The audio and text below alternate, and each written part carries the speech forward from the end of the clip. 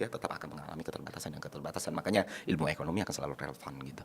Yap, yap. Jadi di zaman sekarang dengan volatilitas yang luar biasa sekali, yang nggak ketebak sama sekali, kupikir pilihan realistis itu udah pilihan paling masuk akal di era ini ya. Bukan tentang menggandakan uang yang kamu punya sekarang, tapi store of value-nya gitu. Ya. Di zaman ini ya. Ya, Karena aku zaman. nggak ngeliat.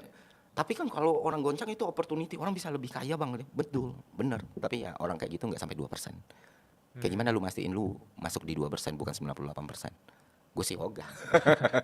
terlalu bednya terlalu tinggi gitu. Iya. Memang ada di setiap krisis itu orang yang akhirnya jadi kaya banget, tapi ya jumlahnya sangat sedikit gitu. Tapi setiap orang punya confident bias kalau mereka bagian dari 2% itu. Iya, sering sekali. Apalagi di dunia internet sekarang. Iya, Kan? wah, apalagi dengan behavior ngelihat orang pakai mobil mewah segala macam. Bukan berarti itu otomatis dia nge-scam atau dia penipu. No. Paham. Mungkin dia dapat momentumnya gitu. Tapi nggak serta-merta berapa 1 banding 1 juta atau 10 juta lu bisa di situ gitu. Padahal ada trajektori lain yang lebih aman, lebih secure dan lebih ningkatin apapun value yang lu miliki, termasuk urusan material atau money gitu. Karena itu yang paling seksi. Iya. That's why. Dan mereka kayak gitu kan punya kebutuhan ya. Mereka kebutuhan kayak gitu, misalnya tukang pam lah. Dia butuh banyak orang masuk untuk hal yang lagi dia pam gitu kan. Iya.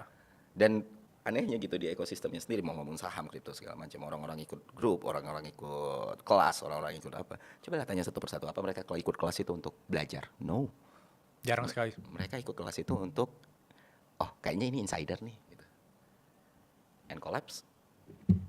Akhirnya bingung kan.